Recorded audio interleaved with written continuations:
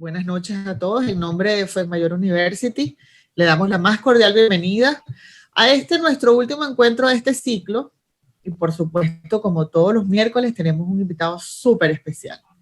Pero antes de presentarle a nuestro invitado, que ya está aquí con nosotros, les voy a dar una noticia o varias noticias para que estén pendientes, que en el mes de febrero tenemos pautados los diplomados ejecutivos. Los diplomados ejecutivos son diplomados que se pueden hacer en una semana, es decir, de 24 horas académicas, ¿no?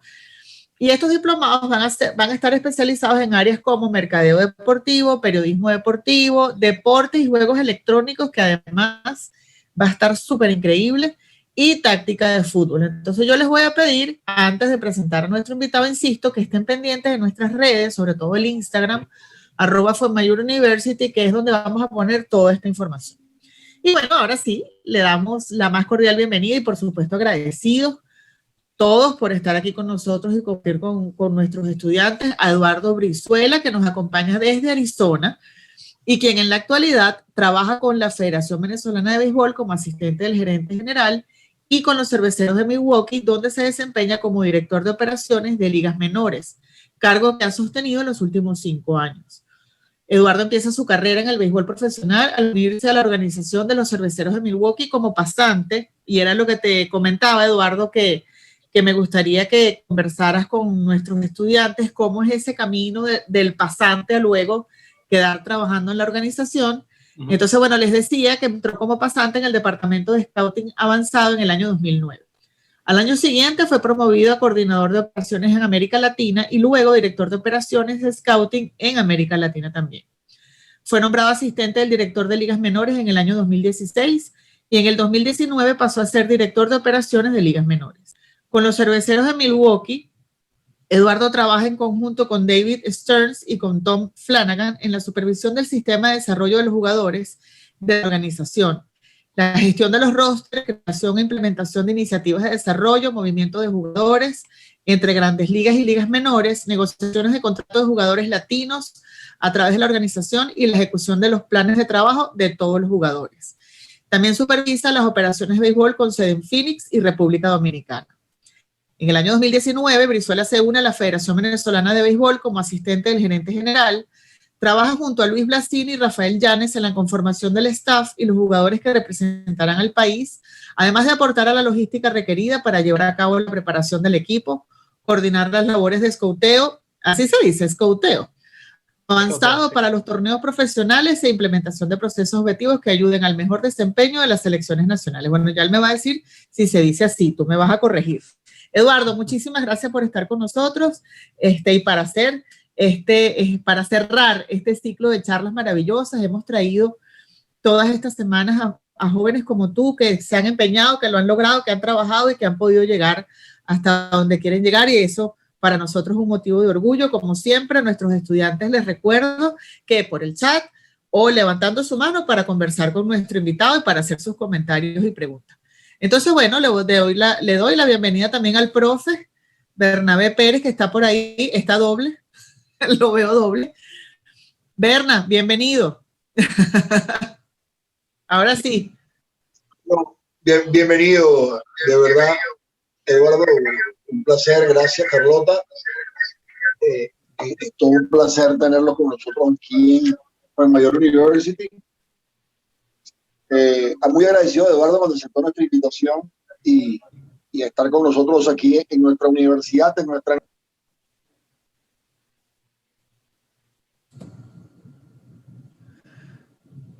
Tony, se le fue el audio a Bernabé. Sí, se le fue el audio.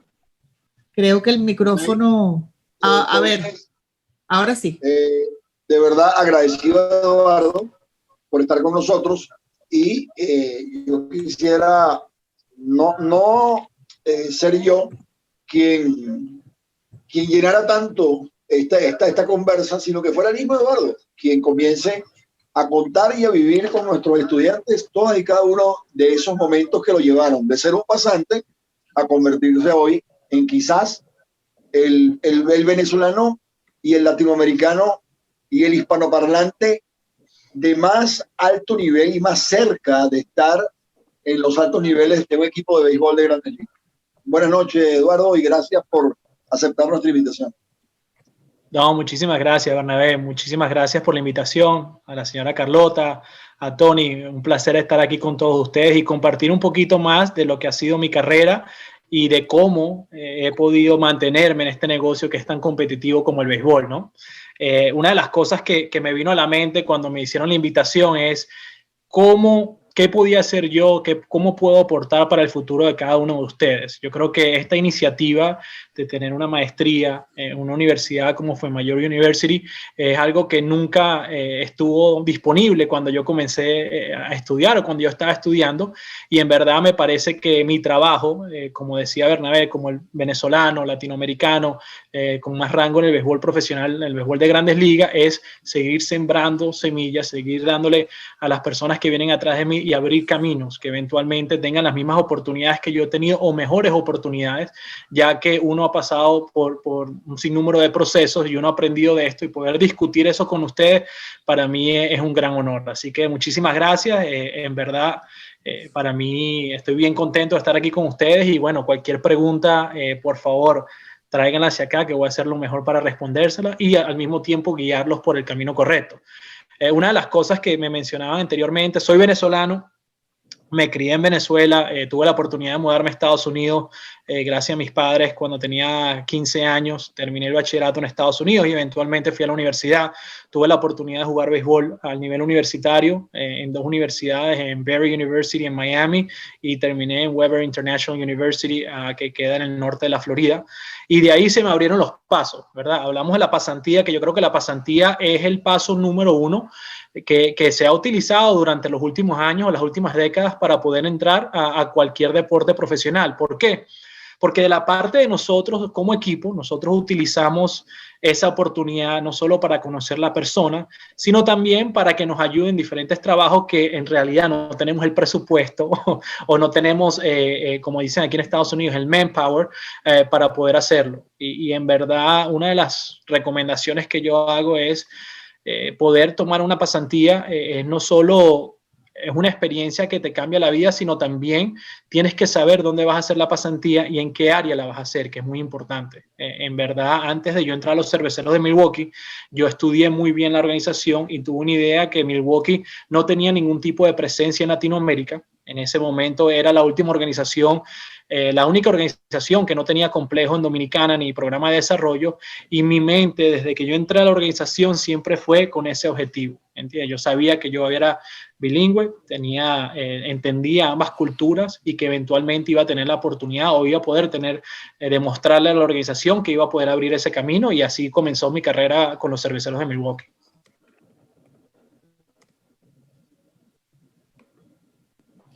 Berna, el micrófono, otra vez, no te escuchamos. ¿Qué lleva a un joven, bueno, aparte de la pasión por el béisbol, todos quieren es jugarlo? Pocas personas, la incidencia de personas que quieren hacer carrera en la oficina es muy poca. Es curioso, ¿qué te lleva a eso? Mire, a mí me da mucha risa esa, porque uno siempre como niño, yo siempre tenía dos metas, ¿verdad? La meta número uno era ser jugador profesional y eventualmente llegar a Grandes Ligas, y mi plan B, como siempre mi padre me enseñó, era eventualmente ser parte de una organización de Grandes Ligas, sea en el área de escauteo, desarrollo, y eventualmente, bueno, uno siempre tiene sueños, siempre he soñado en ser el primer venezolano en llegar a una gerencia general, pues, en un béisbol venezolano. Entonces, eso siempre me lo inculcó mi padre, al yo estar jugando en pequeñas ligas, en Venezuela, en Criollito, y eventualmente jugar en Estados Unidos. Siempre me dejaba entender la importancia de los estudios, y al mismo tiempo eso me ayudó a tomar las iniciativas mientras yo jugaba, de aprender más sobre ese mundo, de hacer más contactos con personas, con los mismos evaluadores que venían y nos veían jugando, los mismos scouts, al igualmente que personas que yo tenía conocidos que trabajaban en la industria. ¿Cómo fue ese comienzo, Eduardo? Milwaukee, ya nos dijiste, bueno, Milwaukee porque no tiene presencia en Latinoamérica, yo quiero ser el que traiga las ideas, desarrolle ese sistema. Háblanos de ese comienzo, de esa decisión, porque es una primera decisión que te enrumba hacia lo que actualmente tiene. Fue como que construir las bases de lo que hoy tiene. ¿Cómo fue esa decisión? ¿Qué pensaste en ese momento Yo diría, ¿qué elementos tomaste en cuenta a la hora de tomar una decisión de esa envergadura? Lo primero que te puedo decir, Bernabé, es que no fue nada financiero, porque me recuerdo que en ese momento el salario que teníamos era $800 al mes y teníamos que estar viviendo, buscar nuestra propia casa, nuestra propia comida en una ciudad de Grandes Ligas, pues que es una ciudad no es tan grande como otras ciudades en el circuito de Grandes Ligas, sin embargo es una ciudad que puede ser costosa, que con $800 al mes no vas a poder hacerlo. Sin embargo, bueno, tengo que agradecer mucho el apoyo de mi padre, que en el momento no estaba de acuerdo conmigo, porque yo tuve la oportunidad en ese mismo momento de tener una oferta de una compañía de seguros aquí en Estados Unidos, donde me estaban abriendo las puertas para un programa de liderazgo que tenían ellos, que me estaban garantizando los próximos 3 años de mi vida, en el cual después de ese programa me iban a dar la oportunidad de convertirme en un gerente de cualquiera de las áreas que más me interesaba.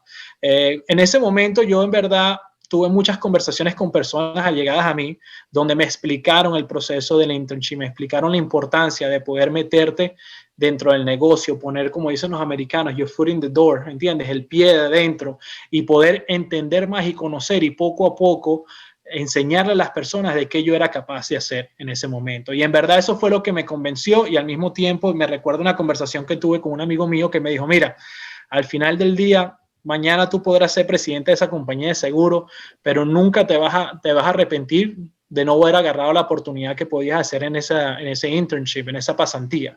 Y en verdad eso fue lo que en verdad me llevó a tomar esa decisión.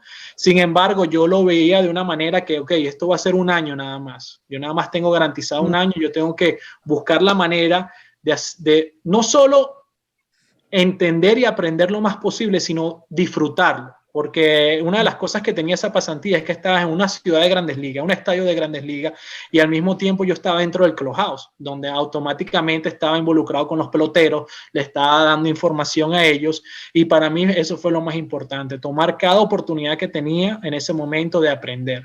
Tuve la dicha que todavía era muy joven, que no tenía familia, que no tenía nadie esperándome en mi casa, y en verdad eso me ayudó muchísimo, porque me hizo no solo me ayudó en el empeño, sino me ayudó en el tiempo que lleva para poder convertirte eventualmente en una persona de la oficina de Grandes Ligas. Yo creo que lleva mucha dedicación, mucho tiempo, y en verdad esos primeros pasos en Milwaukee me ayudaron muchísimo, porque no solo me dio la oportunidad de enseñarles a ellos los valores que uno tenía y la base que uno tenía del béisbol, sino también me dio la oportunidad de estar alrededor de jugadores de Grandes Ligas día tras día, que es eventualmente donde tú quieres llegar.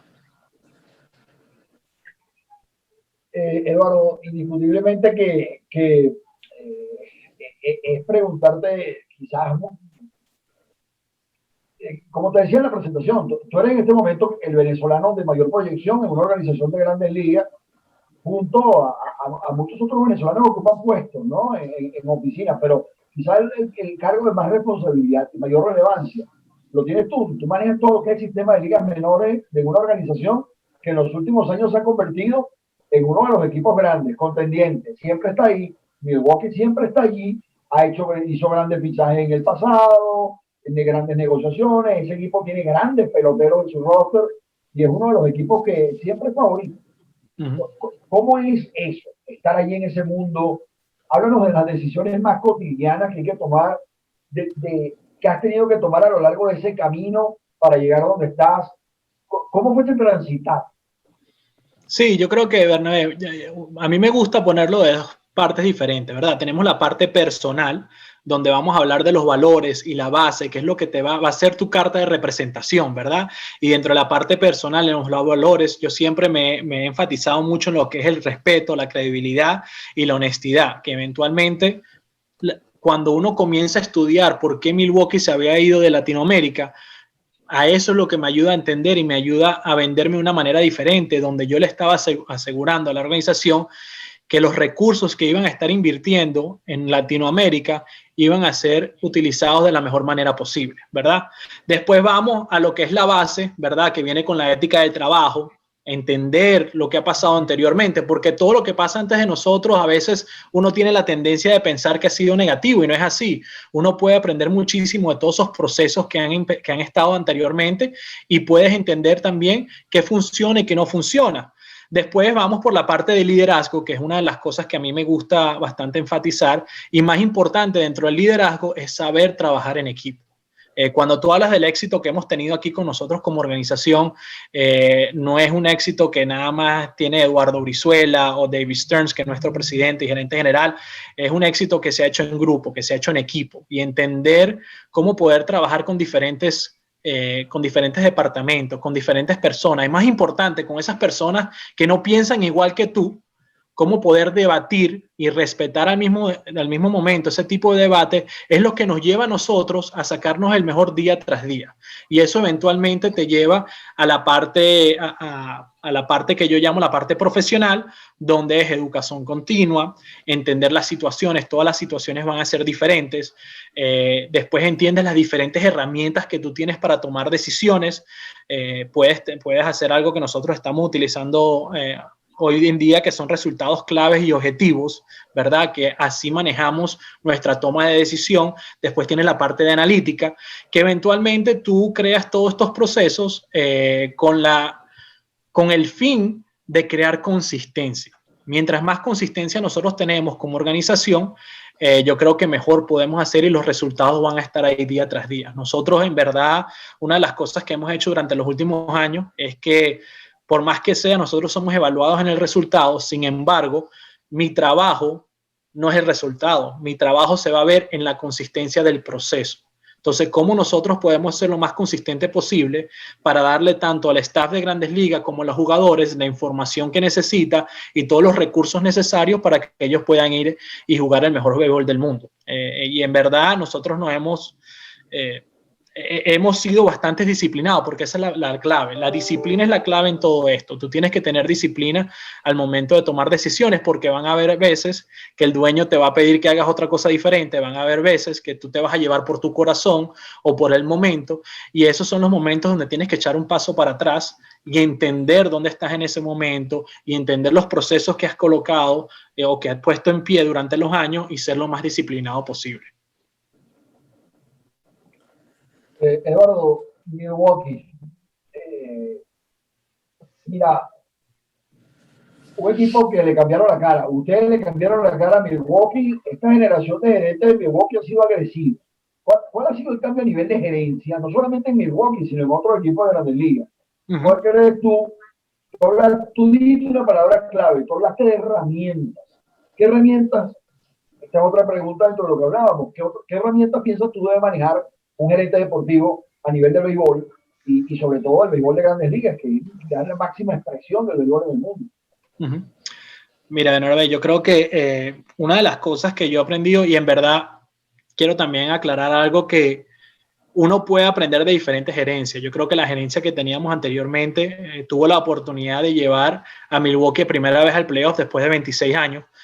Y eventualmente lo que aprendí de esa gerencia es la manera de evaluar a los peloteros. ¿Okay? Yo creo que la evaluación era muy importante para esa gerencia.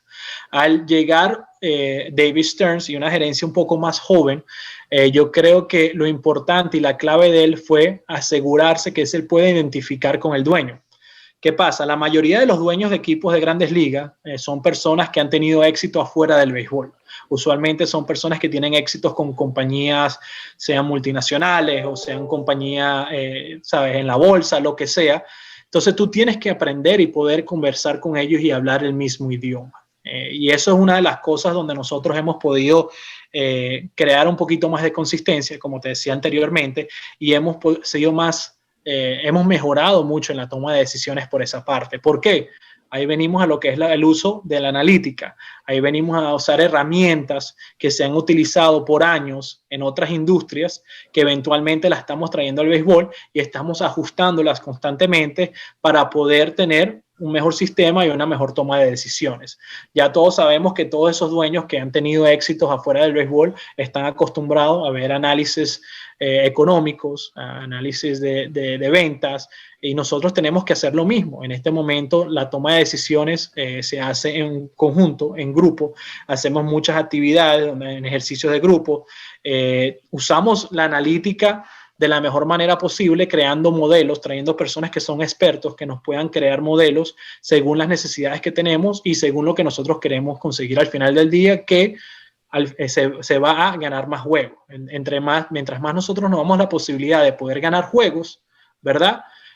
Mejor vamos a estar. Entonces nosotros lo vemos todo, no sobre, ok, queremos llegar al playoff, no. ¿Cuántos juegos tenemos que ganar nosotros para poder competir año tras año? Nosotros nos gusta mantenernos en el rango entre 83 a 87 juegos, ¿verdad? Que sabemos que tenemos un margen de error bastante grande, que si vamos de cualquier lado, podemos seguir siendo un equipo competitivo, y eso es lo que nosotros le prometemos al dueño desde el primer día, que ahí así no tengamos los mismos recursos económicos que tienen otros equipos y otros mercados, nosotros podemos ser competitivos usando creatividad, usando todos estos modelos que hemos creado durante los últimos años y tomando decisiones en grupo.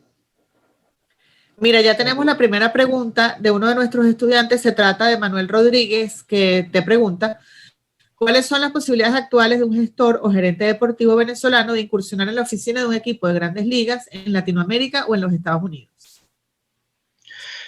Yo creo que, Manuel, muchísimas gracias por la pregunta. Yo creo que eso es algo que constantemente el béisbol profesional está tratando de alimentar, está tratando de buscar. Yo creo que es muy importante. ¿Por qué? Porque una de las cosas, uno de los temas que ha pasado aquí en Estados Unidos durante estos últimos años ha sido el tema social y la igualdad de razas, la igualdad de poder tú traer personas de diferentes países, con diferentes conocimientos, diferentes culturas, es sumamente importante para todas las organizaciones de grandes ligas.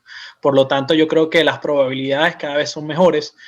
Sé que en este año hubo un gran énfasis en lo que es la raza negra aquí en Estados Unidos. Sin embargo, los latinos somos parte esencial de este mercado. Ya sabemos que la cantidad de jugadores latinos que juegan en grandes ligas, en ligas menores, es sobre un 50%, y los jugadores que juegan en grandes ligas, creo que si no me equivoco es un 25, un 30%, lo cual los dueños de equipo, como les mencionaba anteriormente, van a querer que todos esos jugadores que están jugando tengan la oportunidad de ver hacia arriba y poder identificarse con lo que es la oficina o la gerencia general. Mira, ahora Carlos Bustamante te pregunta: saludos, con los cambios que está realizando el comisionado de la MLB, Rob Manfred, en relación a la eliminación de algunas ligas menores, ¿cómo se enfocará ahora la organización para realizar la selección de jugadores para el equipo grande? Uh-huh. Carlos, muchísimas gracias. Yo creo que lo que está pasando en el béisbol es algo que se venía a venir hace un par de años, ya que la mentalidad de muchos de los dueños en la industria es que el sistema de ligas menores no los hace mejor organización. Yo creo que con respecto a cómo nosotros nos enfocamos en nuestro escauteo y nuestra búsqueda de talento, no va a cambiar. Sin embargo, va a llegar el momento que cuando los jugadores entran a la organización, vamos a tener que analizar un poquito mejor dónde está el jugador en su carrera para poder tomar las decisiones. Una de las cosas que se han hecho que va a pasar durante los próximos años va a ser la reducción de jugadores. Anteriormente nosotros teníamos alrededor de 250 jugadores de ligas menores en Estados Unidos. Ahora mismo va a ser reducido a 190 durante la temporada muerta, 180 durante la temporada activa, y eso es algo que como equipos usualmente tú entendías que muchos de esos jugadores eran lo que uno los llamaba los fillers, ¿entiendes? Jugadores que estaban ahí para ayudarte a competir, y lo que yo creo que va a hacer es que va a alzar un poquito el nivel del juego, y esa es la meta al final del día. Queremos que el nivel suba, queremos que se cree mejor competencia. Sé que al principio va a sacar a muchas personas del negocio, pero eventualmente lo que quieren los dueños es conseguir que ese porcentaje de jugadores que estaba llegando a grandes ligas, de ligas menores, de un 10%, un 13%, que podamos subirlo un 15, un 20%, ya que estamos hablando de los números y ellos sienten que esas inversiones que se hacen corriendo un sistema de ligas menores, que puede ser entre los 10 a los 20 millones de dólares, te va a dar un retorno más favorable. Eduardo, ¿cuáles son las decisiones más trascendentales que tiene que tomar una persona cuando está en el ejercicio de un cargo como el tuyo, manejando quizás la parte más importante del equipo de grandes ligas, porque está manejando los jóvenes, el talento joven, está manejando la cantera, está manejando el futuro, está manejando el desarrollo, el crecimiento, está manejando la inversión del equipo? ¿Cuáles son las decisiones más importantes que tienes que tomar cuando manejas todo eso que suena tan sencillo, manejar las ligas menores, encierra tantas cosas. ¿Cuáles son esas decisiones? Yo creo que la decisión más importante es la decisión humana. Nosotros siempre hablamos de número y lo vemos de afuera, pero entendemos que la cantidad de personas que están involucradas en este negocio, tanto como jugadores como personal, son personas que lo hacen porque esto es lo que les gusta, esto es lo apasiona, y muchos de nosotros esto es nuestra vida. Entonces, cada vez que tenemos que tomar una decisión humana, sea un movimiento de un jugador o sea con un personal, es algo que nosotros, es bastante difícil, y en verdad, para serte sincero, Bernabé, es lo que más yo odio de todo el proceso, ¿no? Ya que cuando uno toma ese tipo de decisiones, uno no solo piensa en la persona, sino piensa en todo lo que está alrededor de ellos. Cuando hablamos de un jugador, tú estás pensando en su familia. Muchos de estos jugadores, al seguir subiendo de nivel, ya van a estar casados, van a tener hijos, tienen sus padres, muchas personas que viven de ellos, especialmente los jugadores latinoamericanos. Al igual cuando hablamos de una persona del personal, ¿entiendes? Muchas de estas personas hoy en día se han hecho muchos cambios al nivel de enseñanza dentro del béisbol, y hay un balance de personas que tienen educación universitaria y personas que no tienen educación universitaria. Entonces tú tienes que saber y entender que cada vez que tú tomas ese tipo de decisiones vas a estar impactando una vida, y la mayoría de las veces son decisiones difíciles que a la persona no le va a gustar.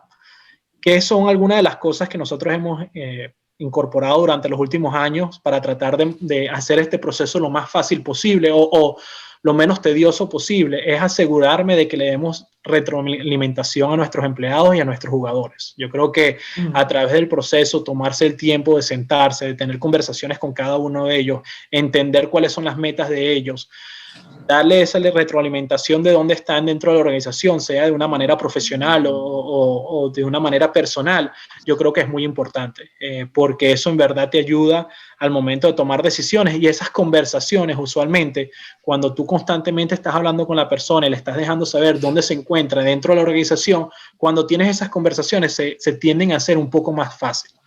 Por más difícil que sea, tienden a ser una conversación donde la persona ya entiende dónde está parado, ya ha escuchado el mensaje suficientes veces, y muchas veces más bien te agradecen por todo el esfuerzo y todo lo que has hecho a través del tiempo, y entienden que, bueno, que no se dio por cosas de Dios. Mira, aquí Nelson Teis te pregunta, Milwaukee es un equipo de mercado pequeño, ¿por qué firma y mantienen tan pocos criollos? Mira, aún siendo la ciudad de Bucks y estado donde Green Bay Packers, donde está, perdón, me comí la palabra, donde está Green Bay Packers. Sí, sabes que una de las cosas la manera que el basquetbol y el fútbol americano funciona es muy diferente al béisbol. En verdad, todas las ganancias que tienen los equipos de fútbol americano son compartidas de manera igual a través de todas las organizaciones que tienen ellos, al igualmente con el basquetbol. El béisbol es un poquito diferente. El béisbol, nuestras ganancias vienen de dos cosas fundamentales. Primero, las entradas en el estadio, y segundo, las ventas de nuestra mercancía. Ya que los contratos de televisión de nosotros y radio son muy pequeños debido al área que nosotros cubrimos. Cuando tú ves geográficamente dónde se encuentra Milwaukee, tienes al este, tienes Lake Michigan, que es puro mar, al sur tienes Chicago, que tiene 2 equipos grandes y es una ciudad grande de Grandes Ligas, y al oeste tienes Minnesota, que tiene su propio equipo. Entonces nosotros estamos bien restringidos por esa parte, porque además del norte lo que tienes es Canadá, pues, que no van a seguir el béisbol. Y por ese lado yo creo que a nosotros tenemos que, gracias a Dios hemos tenido éxito. La fanaticada de nosotros es una fanaticada que nos ha ayudado durante los últimos años en tener alrededor de 2.8 a 3 millones de fanáticos al año en el estadio, que eso nos ayuda mucho con los ingresos. Y bueno, la mercancía de nosotros, los que son las franelas, las gorras, todo lo que tiene que ver con nuestros jugadores, en verdad nos ha ayudado muchísimo durante los últimos años.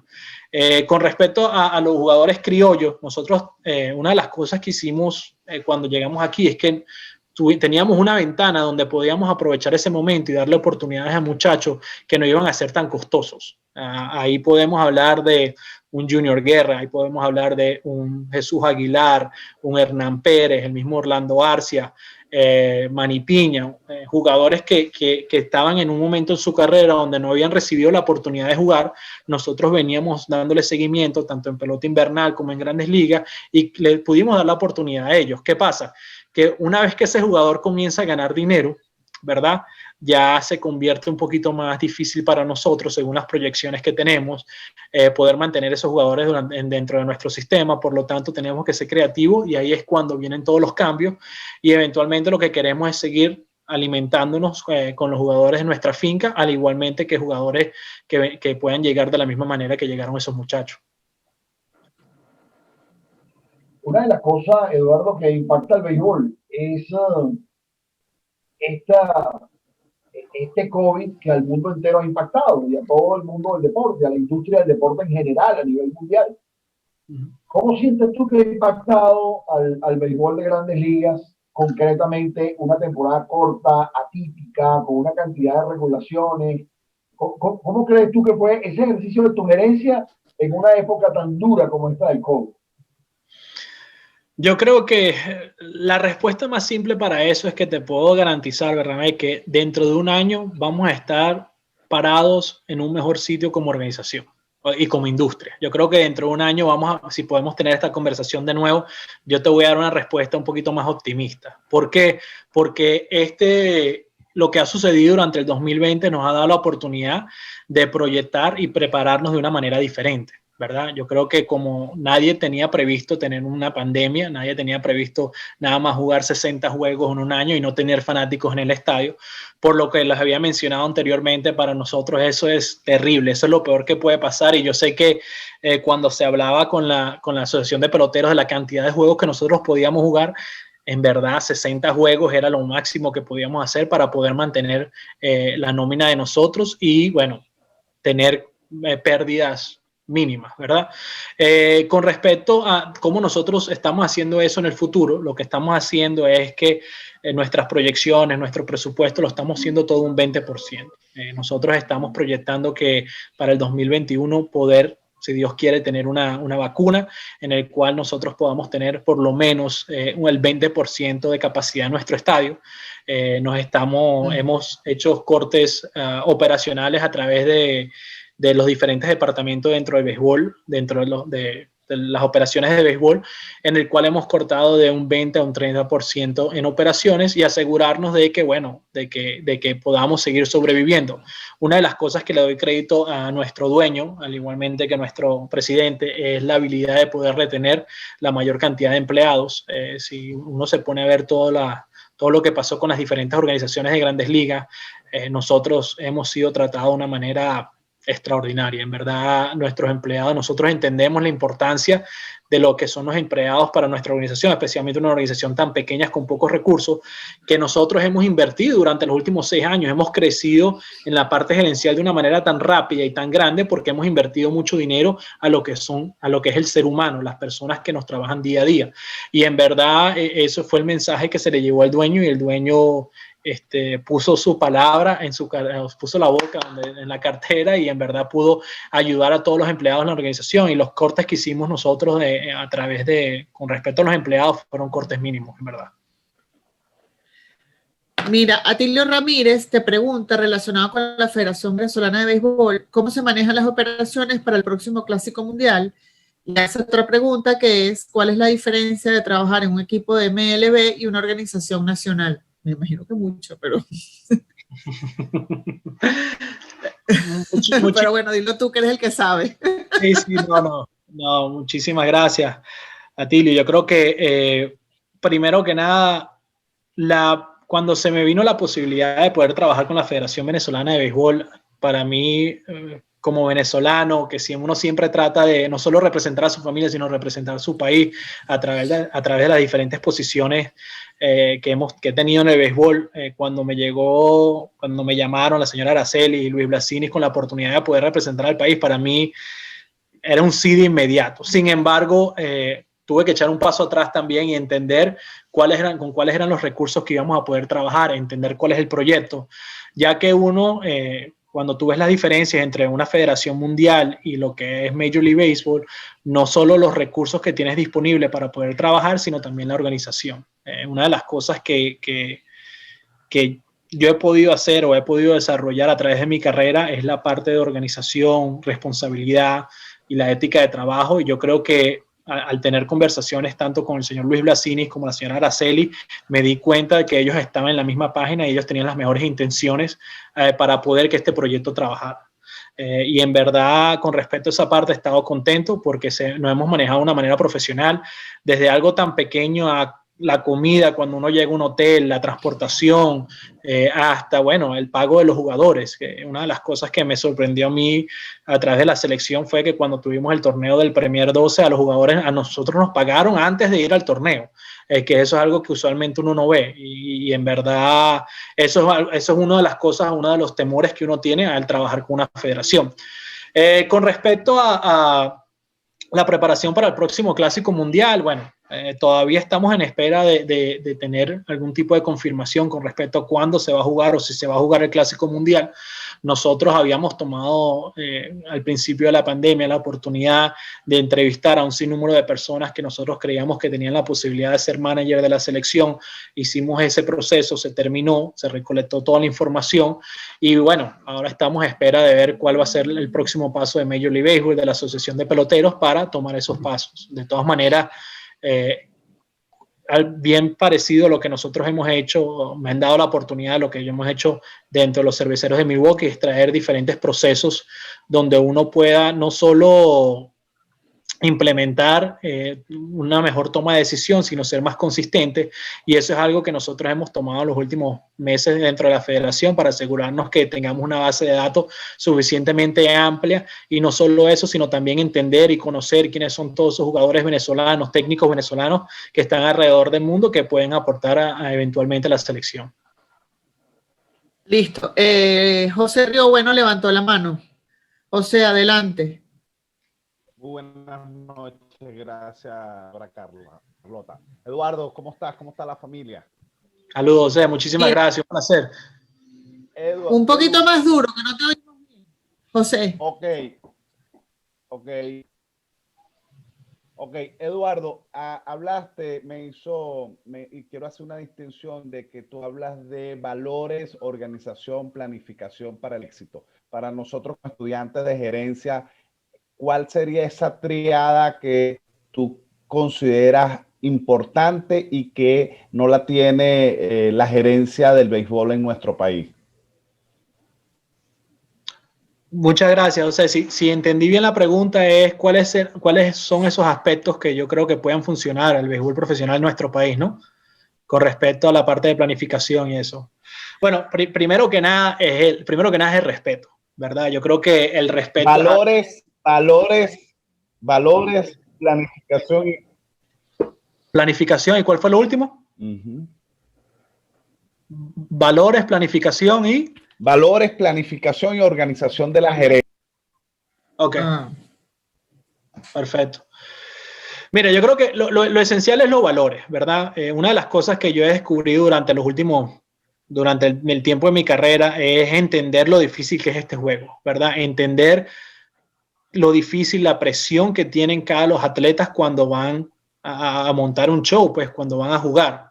Eso para mí es sumamente importante y es algo que creo que puedan utilizar en cualquier organización, sea en nuestro país o sea afuera. Es entender y respetar al pelotero, entender los que ellos también están trabajando, que uno, por más que seas el dueño, sea el gerente general, tengas la última decisión, tú tienes que entender que, bueno, que hay una igualdad, que al final del día sin ellos nosotros no podemos tener un producto, sin ellos nosotros no podemos ofrecerle nada a nuestra fanaticada.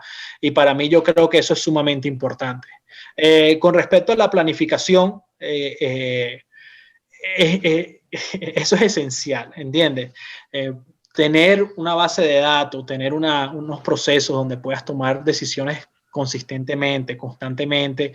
Y no solo eso, sino en tener un plan, una meta y poder ser 100% disciplinado con esa meta es lo que te va a llevar a ser exitoso. Yo creo que cuando tú ves los diferentes equipos en Grandes Ligas o también equipos en Venezuela, nuestro béisbol profesional, vemos equipos que han tenido éxito años tras años y es por lo mismo, hay consistencia, hay continuidad. Y esa es la palabra clave. Yo creo que mientras más tú tengas continuidad con tus procesos, ¿verdad? La gente ya automáticamente tú estás creando unas expectativas, estás creando un ambiente donde las personas ya saben cómo tú te tienes que comportar, qué es lo que se te espera de ti.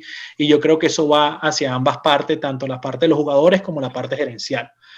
Y lo último que habías preguntado se me pasó.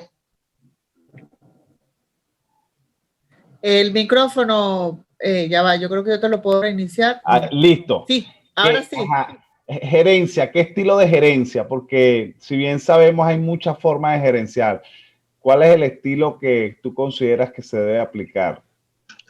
Mira, yo creo que la gerencia, yo creo que todas las gerencias han tenido éxito de alguna manera u otra, ¿verdad? Todo estilo es diferente. Yo creo que lo esencial es entender cuál es la situación que tienes, ¿verdad? ¿Qué tipo de mercado tienes? ¿Cuáles son los recursos que van a estar disponibles? Y cómo tú, de la mejor manera posible, puedes, como se dice, maximizar ese tipo de los recursos que tú tienes. Y yo creo que esa es la recomendación que les puedo dar a ustedes si en algún momento tienen la oportunidad de ser un gerente deportivo, es entender qué es lo que espera el dueño y cómo tú puedes crear un plan que pueda hacer constantemente, que puedas poner constantemente en la mesa, ¿entiendes? Yo creo que el trabajo de nosotros, de la parte gerencial, tanto en la federación como en grandes ligas, es entender qué tanto podemos estirar ese dinero, ¿verdad? ¿Qué tanto podemos hacer? Y yo creo que ahí viene la creatividad con respecto a una gerencia de entender tu situación y cómo mejor utilizarla. Gracias. Eduardo, hablas de plan y de la planificación y de la continuidad, pero me pregunto, cuando ocurre algo como lo que estamos viviendo, porque aún lo estamos viviendo, que es el COVID, hablaste de eso hace un ratico, pero ¿qué ocurre con ese plan y con eso que está en la mesa y con eso que tenemos ya preparado cuando pasa esto, que además hay que actuar? O sea, definitivamente hay que actuar porque no nos podemos quedar así. O sea, ¿cuáles son? ¿Qué elementos están sobre la mesa que te ayudan a actuar? Porque, claro, bueno, llevándolo a las clases, tengo 22 años dando clases en un salón y me tocó dar clases de esta manera y te confieso que por un minuto me paralicé, creo que es normal, pero luego dije, no, hay que resolver. Entonces, claro, en la gerencia deportiva, ¿cómo se puede resolver y cuáles son los factores que te ayudan a resolver? Mira, hay un libro que yo leí hace muchísimo tiempo, que no me recuerdo quién era el autor, pero se llamaba ¿Quién movió mi queso? Who Moved My Cheese? No sé si... Sí, señor. Es un libro bien cómico que te da la realidad de la vida, ¿verdad? Que prácticamente es una persona que constantemente estaba acostumbrado a llevar la misma rutina todos los días, donde eventualmente llegaba al final del día y conseguía su queso, ¿verdad? Y yo creo que ese es en el momento que estábamos nosotros antes de la pandemia. ¿Qué pasa? El queso no los movieron. Entonces, ¿cómo nosotros podemos sobrevivir día tras día y poder buscar ese queso? ¿Cuál va a ser la diferencia? Las personas que seguían en esa rutina día tras día, eventualmente se iban a morir de hambre porque no iban a conseguir su queso. Bueno, los ratoncitos, vamos a decirlo. Aquel ratón, exacto, para que no suene. Su creatividad y que entendía que, ok, espérate, ya el queso no está ahí, ahora yo tengo que irme por los otros caminitos para ver dónde lo consigo. Yo creo que esos son los que han tenido éxito. Entonces, ¿qué hacemos nosotros en este tipo de emergencias internacionales? Bueno, primero que nada, tú tienes que sentarte y evaluar dónde estás económicamente, financieramente, entender cuáles son tus pérdidas. Lo primero que hicimos nosotros de la parte gerencial es sentarnos con nuestros abogados y bueno, vamos a echar un paso para atrás. Lo primero que hicimos fue que tuvimos que mandar a 350 personas para su casa en cuestión de 24 horas. Que en verdad eso fue un caos y gracias al equipo que tenemos nosotros se hizo de una manera extraordinaria, ya que lo primero que tú quieres hacer, especialmente aquí en Estados Unidos, donde los abogados tienen tanto poder y las demandas son muy comunes, tú tienes que asegurarte de que el riesgo que tiene la organización en ese momento sea casi un cero. Por eso nosotros tomamos la decisión inmediata de limpiar lo que es limpiar todas nuestras instalaciones, enviar todo el mundo a su casa hasta nuevo aviso.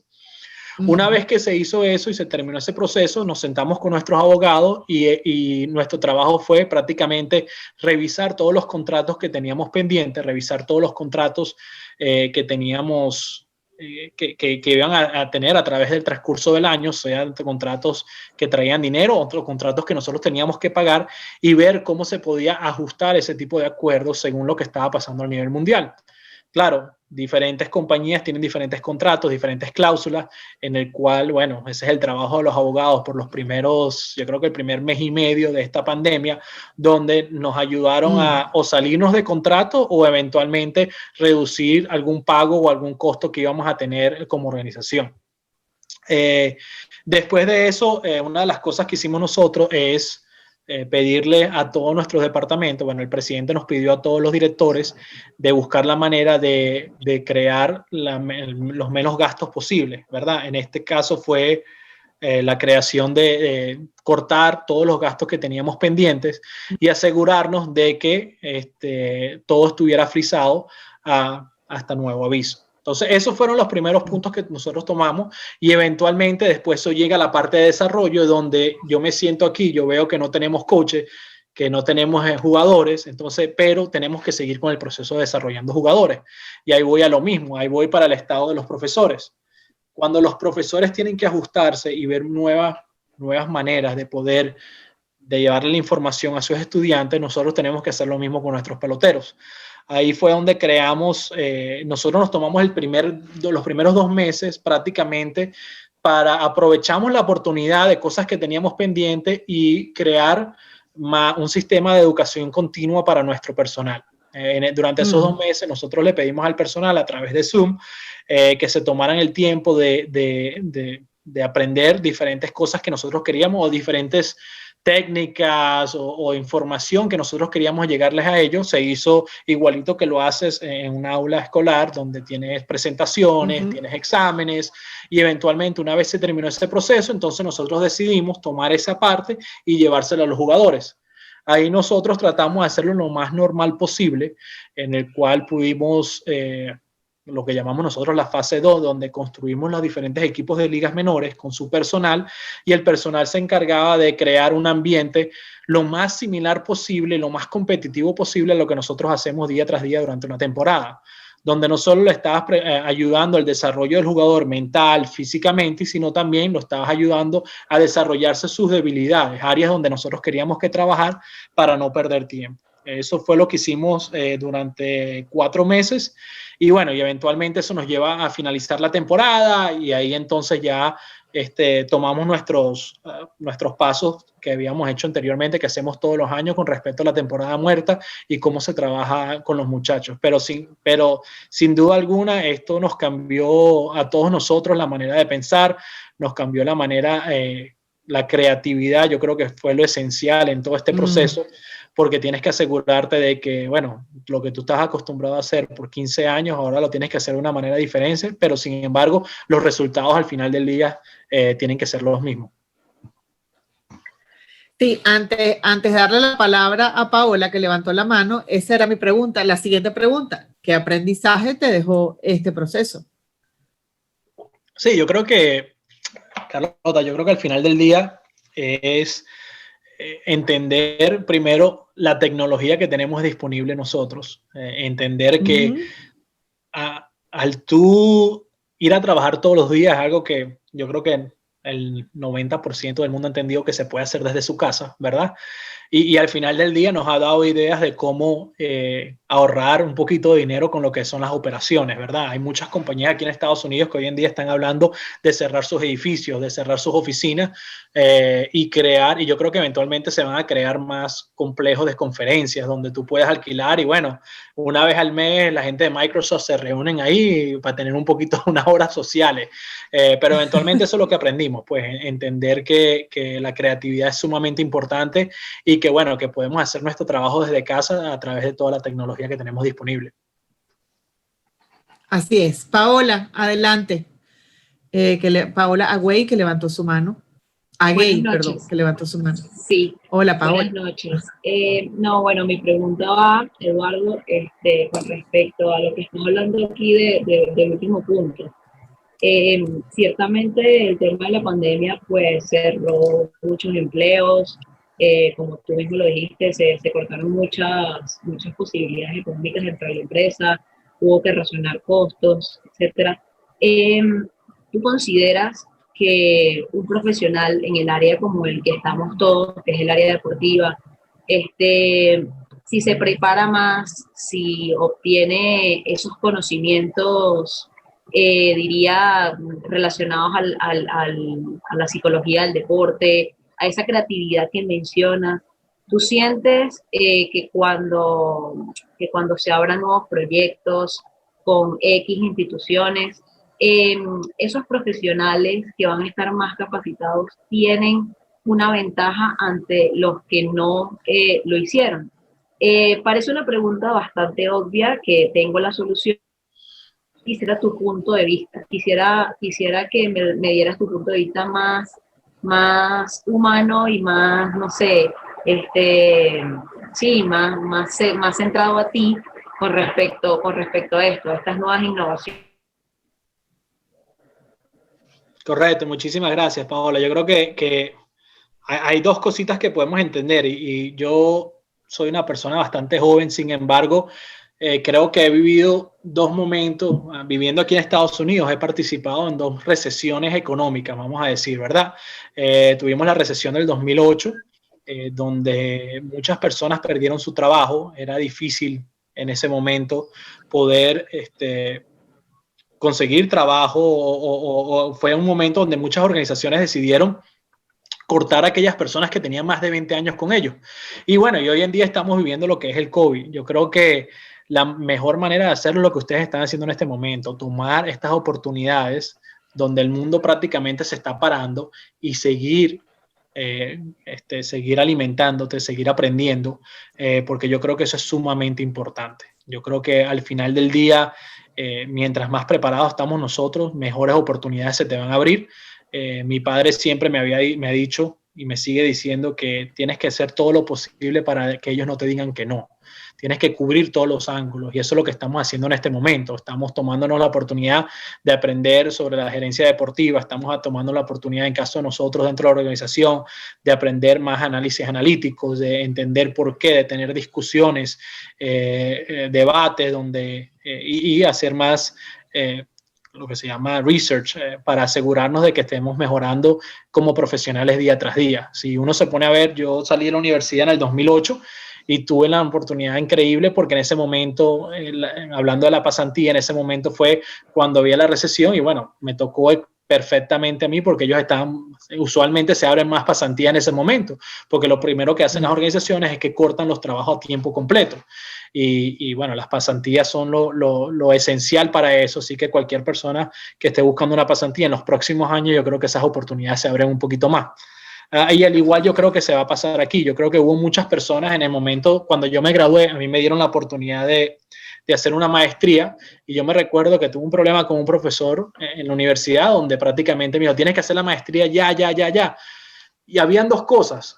Yo en verdad quería entrar al mundo profesional lo más pronto posible, pero al mismo tiempo yo tuve compañeros que hicieron la maestría y al final del día uno tiene que, personalmente, tú tienes que saber dónde está el balance, ¿verdad? Te tomaste el tiempo para mejorar tu educación o te tomaste el tiempo para agarrar más experiencia. Al final del día puedes ir por cualquier camino, no creo que haya un camino erróneo. Si le preguntas a mi padre, me dice que sí, que debería haber hecho el máster en ese momento, que en verdad es algo que tiene toda la razón. Sin embargo, yo vi esa oportunidad por lo que estaba pasando económicamente en el país y en el mundo, de poder entrar en una industria profesional sabiendo el tipo de demanda que tiene. Claro. Eduardo, el béisbol ha cambiado mucho. El béisbol, vivimos el béisbol de los años dorados, aquel béisbol romántico, después pasó el béisbol a ser un béisbol competitivo, después pasó a ser el béisbol empresa, después pasó a ser el béisbol negocio y ahora se convirtió en el béisbol industria.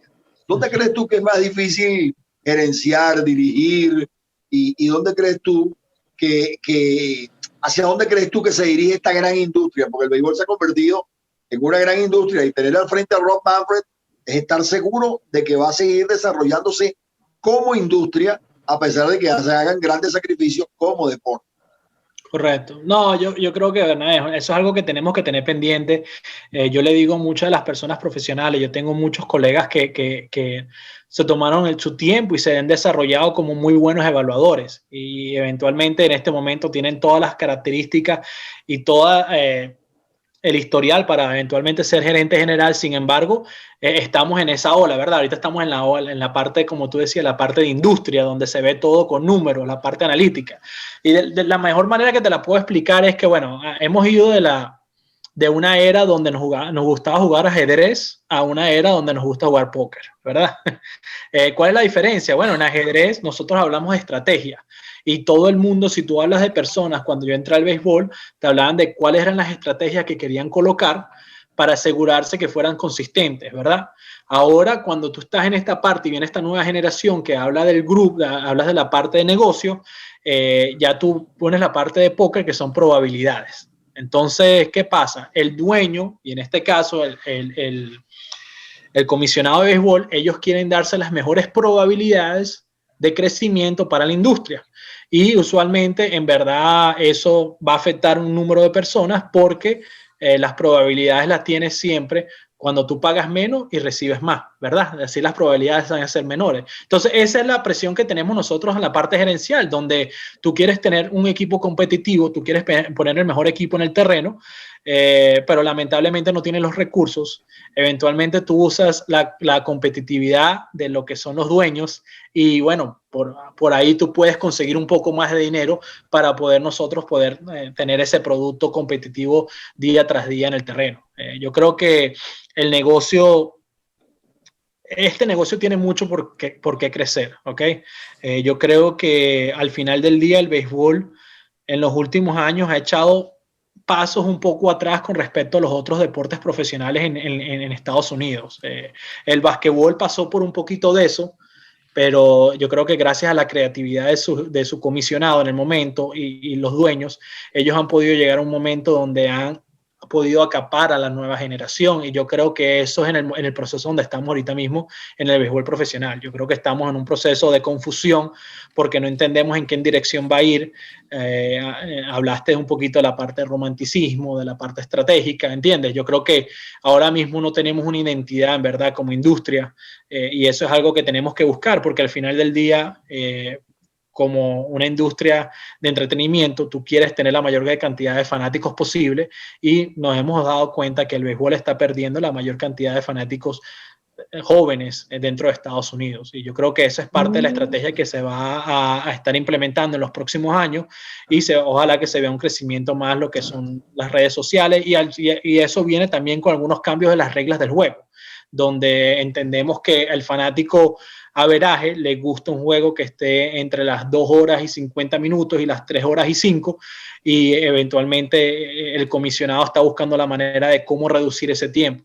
Lo que yo recomiendo y lo que yo le digo a la gente es que, bueno, que hay personas que son muy inteligentes en la oficina del comisionado ahorita mismo, que entienden la parte numérica, la parte analítica, están creando modelos que eventualmente puedan ayudar a la industria. Sin embargo, tenemos que entender que algunos de estos cambios que se van a hacer en el juego a lo mejor no van a ser bienvenidos para muchos de nosotros, ¿entiendes? Entendemos que van a ser cambios drásticos que no estamos acostumbrados a verlo y que eventualmente va a ser la manera, o sea, eventualmente va a cambiar nuestra perspectiva al juego y es algo que tenemos que tomar en cuenta, pero al mismo tiempo yo creo que si tú hablas con el otro lado, ellos lo están haciendo con la mentalidad de darle un poquito más de crecimiento y darle un poquito más de bienvenida al juego en lo que es la parte joven de Estados Unidos. Se avecina un año difícil, Eduardo, para las gerencias. Viene un año de agreement, el año con el sindicato. ¿Cómo lo ves tú desde la gerencia de Milwaukee?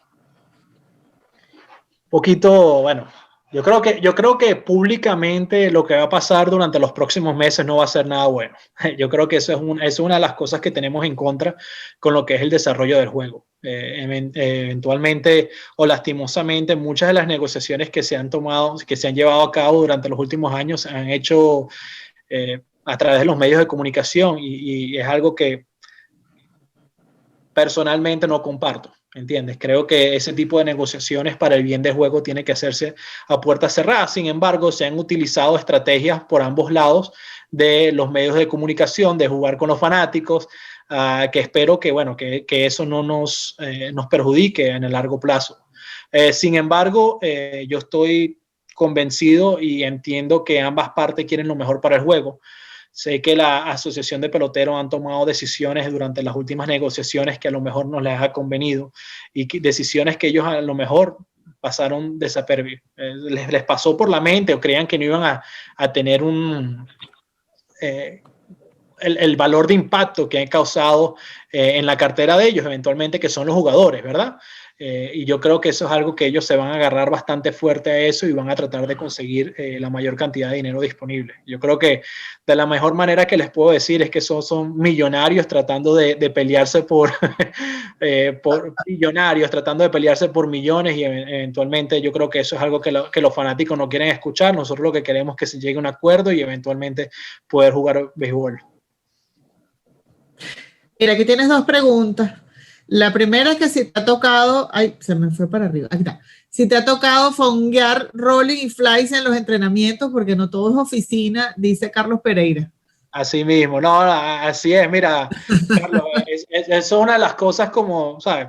Jugué pelota profesional y yo creo que no jugué pelota profesional, jugué pelota universitaria, pero una de las cosas que me ha ayudado a mí a acercarme al jugador, de crear esa relación con ellos, es hablar con ellos en ese momento. Recuérdate que el jugador o cualquier persona, ¿verdad? Cada vez que entramos a una oficina de una persona que tiene un rango mayor que nosotros, vamos a estar intimidados. Y yo creo que al final del día, para nosotros poder sacarle lo mejor a un pelotero, tiene que ser dentro del campo. Y es una de las cosas que yo tengo mucha pasión. Me gusta mantenerme en forma a través de jugar pelota, porque cuando uno termina de jugar pelota en la universidad, después de hacer tantas pesas y tanto ejercicio y tanta preparación, uno no tiene mucha motivación, y mi motivación ha sido mantenerme sano, mantenerme con el brazo 100%, poder tirar práctica. Y te puedo decir, Carlos, que muchas de las conversaciones que he tenido, hasta negociado contrato, ha sido en el terreno.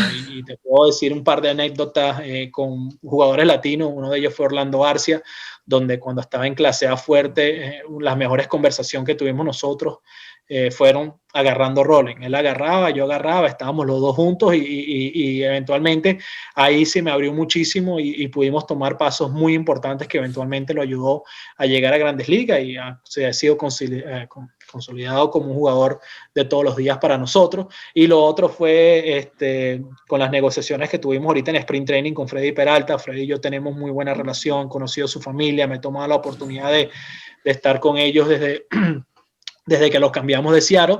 Y bueno, un día estaba parando, ya paré un ratico con él y comenzamos a hablar y dije, mira, ¿qué te parece si nosotros te ponemos una oferta en la mesa?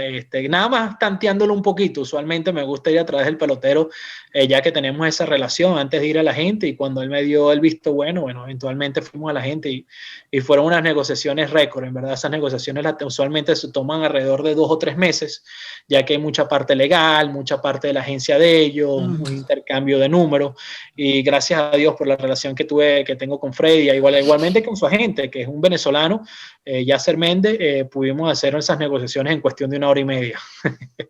Imagínate tú.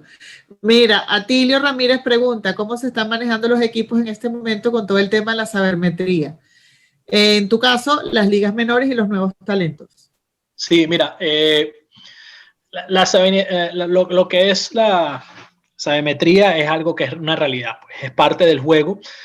Como yo les había dicho anteriormente, la diferencia entre ajedrez y el póker, ¿verdad? El póker es un número de probabilidades y eso es lo que estamos jugando. Hoy en día, si tú le preguntas a cualquier persona en la oficina, la manera que los managers en Grandes Ligas se funcionan, incluyendo el de nosotros, Craig Counsell, que ha hecho un trabajo extraordinario con eso, es a través de las probabilidades, ¿entiendes? Y eso es algo que nosotros hemos comenzado a enseñar a los peloteros desde su inicio de su carrera. Una vez que ellos entran en el sistema de ligas menores, les enseñamos las diferentes herramientas, no solo que estamos utilizando, sino más importante, las herramientas que nosotros tenemos para evaluarlos a ellos. Yo creo que es importante, tanto como una persona en la oficina, un entrenador, al igual que el pelotero, entender, tener un una idea de cómo tú estás siendo evaluado, por qué estás siendo evaluado, y eso es la mejor manera de hacerlo. A través de los números nosotros le hemos hecho entender a nuestros muchachos que el averaje no es lo que nosotros vemos ya hoy en día,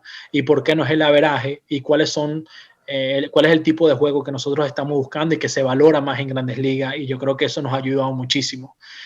Con respecto a ligas menores, sí hay un proceso que tiene que llevarse a cabo, donde tú tienes que dejar que el muchacho juegue, tienes que dejarlo que se desarrolle por ese lado. También entendemos que las herramientas que tenemos a nivel de ligas menores con respecto a la información que estamos recibiendo no son no son 100% realistas, ¿entiendes?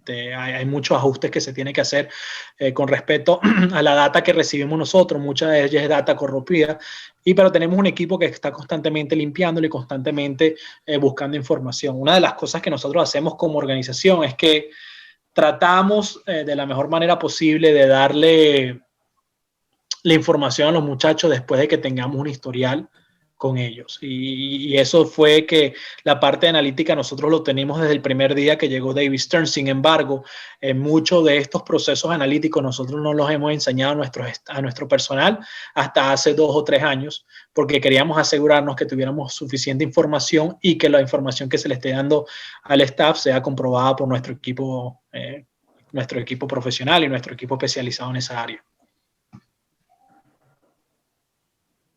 Qué complejo esto de la discusión de la analítica y de la cibermetría, y eso lo puso de moda la Serie Mundial y la famosa decisión del manager y todo lo controvertido que esto ha sido. Sin embargo, yo particularmente creo que son como las otras estadísticas, no porque un bateador de bate de 400 puntos significa que va a dar un hit y en todos los turnos va a dejar afuera al equipo contrario, lo va a dejar en el terreno y cosas como esas. Siempre va a haber un margen de error.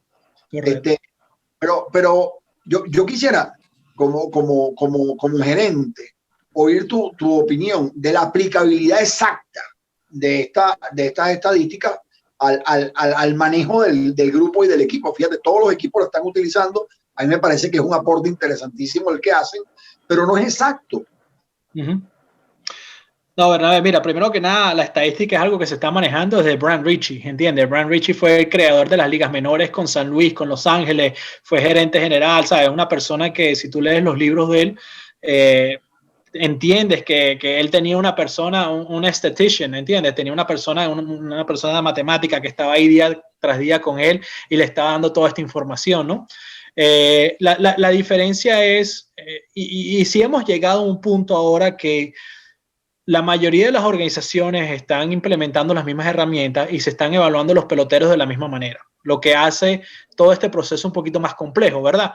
Porque nosotros creíamos o nosotros entendemos que teníamos una ventana ahí hace 3, 4 años donde teníamos un poquito más de acceso a información que otros equipos y nos daba una ventaja al momento de no solo competir en contra de ellos, sino también al momento de hacer un tipo de cambio o un tipo de negociaciones por un pelotero. Te puedo dar una rápida que llega a mi mente, fue el cambio de Christian Yelich, ¿entiendes? En aquel momento los Marlins era una organización que tenía... Que veía a los peloteros de la parte de evaluación más que todo y no implementaban tantos análisis analíticos. Nosotros tuvimos la oportunidad de ver un muchacho como Christian Yelich, ponerlo en nuestro estadio a través de las diferentes herramientas que tenemos nosotros y ver cómo esa producción iba a subir, ¿entiendes? La proyección que nos daba en ese momento no era el MVP que se convirtió los 2 años que tuvo después del cambio, sin embargo, nos daban que en nuestro estadio y en nuestra liga iba a tener mejores probabilidades de convertirse en una estrella de lo que lo iba a hacer con los Marlins. ¿Qué pasa con esto? Como todo, no es una ciencia perfecta, ¿verdad? Nosotros tenemos que entender que son números, son probabilidades. Es igual, y regreso al ejemplo del póker, ¿verdad? Si tú tienes una mano buena que tienes el 99% de probabilidades de ganarla, siempre queda 1% de que no puedas ganar la mano. Y lo hemos visto muchísimas veces donde la persona pierde. Sin embargo, una de las cosas que hay que tomar en cuenta, y es que ninguno de los modelos que tenemos nosotros analíticos lo tiene, es el factor humano.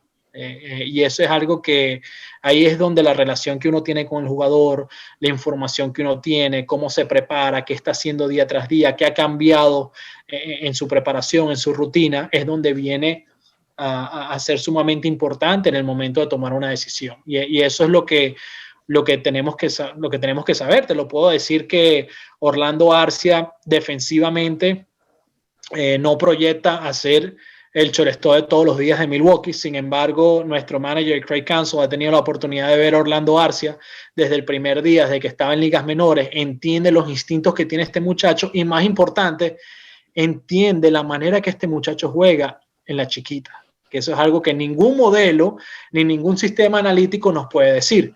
Pero ¿cómo lo hemos creado? Bueno, ha sido un historial que hemos tenido con Orlando. Yo tuve la oportunidad de tener Orlando desde que entró profesional, lo hemos visto a través de ligas menores, y lo más importante es que Orlando se desarrolla o nos enseña esa parte en el béisbol venezolano, jugando para Caribe.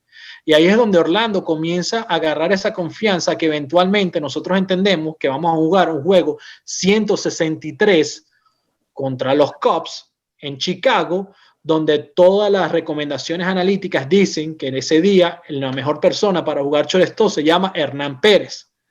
Sin embargo, porque no es una ciencia perfecta, el manager tiene sus instintos y en ese momento él decide poner a Orlando Arcia. ¿Y qué termina siendo? Orlando Arcia termina siendo el héroe de la partida, se va de 3-3. Y eventualmente Orlando Arcia se convierte en el empata el récord de jonrones de nuestra organización en los playoffs. ¿Entiendes? Un jugador que si tú hablas con la persona, con nuestro departamento de analítica, no debería estar jugando, y si fuera por ellos no hubiera estado ni en el roster de nosotros. Sin embargo, esos son los procesos que nosotros hemos implementado, donde se abre la discusión y la toma de decisiones se hace en grupo, y eventualmente, bueno, el gerente general y el manager de nosotros van a tener la responsabilidad de tomar todo este tipo de información y ver qué tanto peso le ponen según el momento, según sea necesario. Qué interesante, qué interesante. Eso es lo que yo siempre he dicho. La analítica te da la posibilidad y es una herramienta más, no es que es determinante. Como hemos visto que la controvertida decisión de la Serie Mundial, que muchos atribuyen a esa decisión. Yo no lo creo así, pero mucha gente lo atribuye a esa decisión, que a la analítica, que no fue la analítica, fue el manager. Al final fue el manager, porque a él le recomendaron y él decidió en función a lo que había venido haciendo toda la temporada, y después lo explicó y se aclaró un poco. Oye, muy agradecido, muy exacta, Eduardo, tu explicación de lo que es la utilización de la analítica. Sí, no, Bernabé, yo creo que una de las cosas que también tenemos, yo he hablado mucho y he puesto mucho énfasis en lo que es la consistencia, ¿verdad? Y si uno ve el equipo de Tampa Bay cómo había jugado todo el año, esa es la manera eso es lo que había funcionado para ellos, ¿no? Eventualmente, como te dije, hay muchas cosas que han funcionado para nosotros en el transcurso del día, pero nosotros creemos 100% en nuestro manager que nos va a poner en la mejor decisión posible. Nosotros tuvimos el juego el año pasado del playoff, del wildcard contra los Nacionales, donde estuvimos ganando todo el juego, y de repente llega una situación perfecta que, según la parte analítica y según la preparación que habíamos tenido previo al juego, eso es lo que queríamos, donde ibas a conseguir 4 o 5 innings con el abridor, un inning con el relevista Suter que venía después, otro inning con el otro, y después te ibas con Hader, que fue el mejor relevista de todo el béisbol, ¿entiendes? Y bueno, lamentablemente un bate roto, un hit by pitch, son cosas que uno no puede controlar, y eventualmente ese es el trabajo del manager. Por eso es que a él le pagan, y él es el que tiene que tomar esas decisiones en ese momento de qué hacer o qué no hacer. Y bueno, si quieres jugártela de la manera más, ¿cómo se dice? De la manera más safe posible, tú dices, bueno, eso es lo que decían los números. Sin embargo, también hay otros managers que han sido grandiosos porque han usado sus intuiciones, y eso es lo que los ha llevado a ganar diferentes torneos en los diferentes años. Eduardo, nos quedan pocos minutos, y antes que Bernabé te haga la última pregunta, o la penúltima, porque estoy segura de que vamos a tener a Eduardo otra vez en otro conversatorio de estos. Yo quiero pedirte, porque lo que hacemos con estas conversaciones con los estudiantes es traer gente como tú, que se atrevió a soñar, soñó, trabajó y lo logró y lo sigue logrando. Entonces, quiero, Eduardo, como te digo, antes de que el profe Bernabé cierre con las preguntas, quiero pedirte, por favor, un consejo, pensando que estos muchachos que te están oyendo son los tus yo del pasado, es decir, como si tú pudieras hablar con tu yo de hace algunos años. ¿Qué le dirías? Bueno, ¿qué no le diría? No, mira, primero que nada es que nunca, siempre tengan una meta y tengan un sueño. Como les había dicho anteriormente, y en verdad yo he tenido la dicha de estar en una posición donde ya he podido tener conversaciones con el gerente general, nosotros, nuestro presidente, de qué es lo que yo quiero hacer en mi carrera, pero para llegar ahí se toma mucho esfuerzo, mucha humildad, mucha responsabilidad, mucha honestidad y mucho respeto. Yo creo que si yo tuviera la oportunidad, o les digo a todos ustedes, porque eso es algo que yo estaba pensando a tener este tipo de conversación, este tipo de foro, es sigan, nunca dejen que alguien les diga que no es un sueño, pero sin embargo, tómense la oportunidad de estudiar, de entender qué es lo que quieres hacer y cómo lo quieres hacer, que es lo más importante, ¿ok? Una de las cosas que nosotros enfatizamos mucho con nuestros jugadores, además del proceso, es que yo le pido a nuestros entrenadores de decirle el por qué. Entonces, siempre hazte esa pregunta. ¿Por qué tú quieres estar ahí? ¿Por qué quieres llegar a ese puesto? ¿Y por qué lo quieres hacer?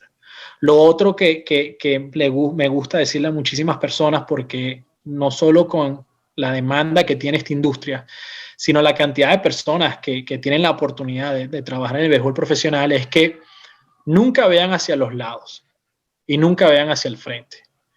Mi sueño es mi sueño, y eso yo siempre lo mantengo ahí y lo mantengo aquí en la parte de atrás de mi cabeza.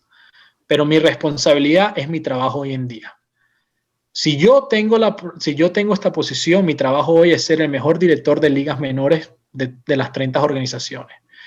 Y si estás completamente comprometido a esto, tú no vas a tener tiempo ni energía para pensar lo que está haciendo el otro o cómo hacer lo que está haciendo el que está encima tuyo. Y yo creo que eso es sumamente importante, y es algo que hace 2 semanas tuve la oportunidad de conversar un largo tiempo con el presidente de nosotros y hablando un poquito más del camino que tiene uno aquí dentro de la organización, y le dije, mira, este es mi sueño. Yo quiero que tú sepas que mi sueño es ser el primer gerente venezolano en Grandes Ligas. Sin embargo, no he tenido ni un segundo para poder pensar qué haría yo en esa posición, porque en este momento mi preocupación número 1 es cómo puedo ser el mejor director de ligas menores, cómo puedo seguir creciendo en mi puesto, cómo puedo seguir mejorando. Yo creo que muchas veces el hambre traiciona a muchos empleados en esta industria, y en verdad entiendo, lo veo, lo admiro. He admirado a ambos gerentes generales que hemos tenido aquí dentro de la organización. He tratado de aprender la mayor cantidad de cosas posibles de ellos. Sin embargo, yo no estoy en una posición ahorita como gerente general de los Cerveceros de Milwaukee. Ese no es mi trabajo. Mi trabajo es ser el mejor director de ligas menores, y yo creo que esa es la responsabilidad que tengo, y para yo poder ejercer mi trabajo de la mejor manera posible, tengo que concentrarme en mí y en las personas alrededor mío, de las personas que trabajan para mí, en cómo ellos pueden seguir creciendo. Así es, Bernabé. Bueno, muchísimas gracias, Eduardo. Un placer enorme, de verdad, haberte tenido con nosotros en Miami University esta noche. Como bien te decía Carlota, esperamos que no sea la última. Esperamos tenerte muchísimas veces con todos nosotros. Un placer que podamos olvidar de esta conversa.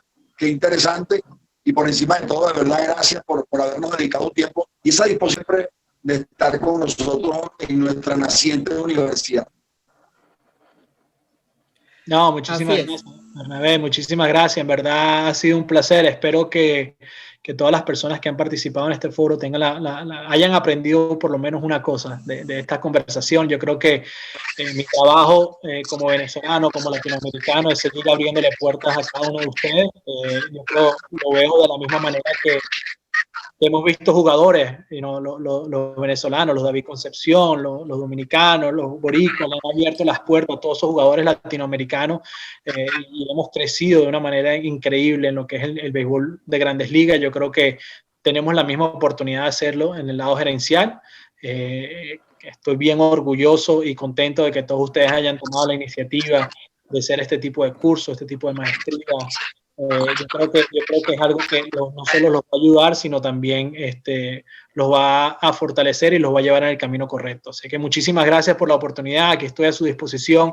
Cualquier pregunta, por favor, no duden en contactarme. Bueno, les deseo lo mejor a todos ustedes. Aquí te están preguntando, de hecho, una vía de consulta. No sé si dejas tus redes sociales, lo escribes aquí en el chat para que los muchachos la tengan. Sí, yo creo que una de las cosas, y le estaba diciendo a mi esposa, que me he tomado las últimas 2 noches en respondiendo bastantes preguntas en lo que es LinkedIn. Si muchos de ustedes tienen LinkedIn, yo creo que es una de las herramientas más grandes con respecto a la parte profesional. Ahí pueden buscar ahí pueden buscar mi información. Déjame ver si se las puedo poner por aquí también. Yo creo que hay manera de hacerlo. Para que tengan el link, por ahí me pueden contactar, háganme cualquier pregunta.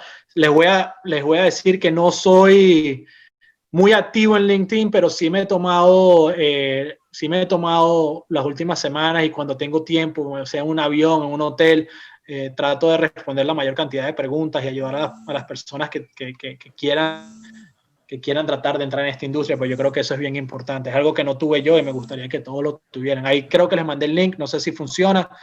Sí, aquí está, listo, aquí lo tenemos. Perfecto, por ahí me pueden Muchísimas contactar. Gracias. Seguro que sí. Buenísimo. Bueno, ya saben, anoten todos, guárdenlo, cópienlo, péguenlo por ahí para que tengan el contacto de Eduardo. Agradecida una vez más. Y bueno, cerrar esta conversación por este año. Regresaremos el próximo año con invitados increíbles como los que tuvimos en esta primera temporada, y es importante recordarles que estén pendientes de nuestras redes sociales, @FedMayorUniversity, porque vamos a comenzar a ofrecer los llamados diplomados ejecutivos, que son diplomados que pueden hacer en una sola semana, 24 horas académicas. Por supuesto que es súper intensivo, ¿no? Porque si se imaginan que es en una sola semana, pero bueno, vamos a hacer la oferta en áreas como mercadeo deportivo, periodismo deportivo, deportes y juegos electrónicos, que créanme que va a estar genial, y táctica de fútbol con profesores como los que ha tenido hasta ahora, súper increíbles. Se me fue el profe Bernabé, pero bueno, en nombre de Bernabé, de FedMayor University y por supuesto de nuestro maravilloso invitado, quiero desearles que esta Navidad sea lo más amable posible, que cuenten sus bendiciones, que cuenten lo que aprendieron este año a pesar de lo difícil, y que en el 2021 nos veamos pronto. Dios los bendiga y muchas gracias. Wow.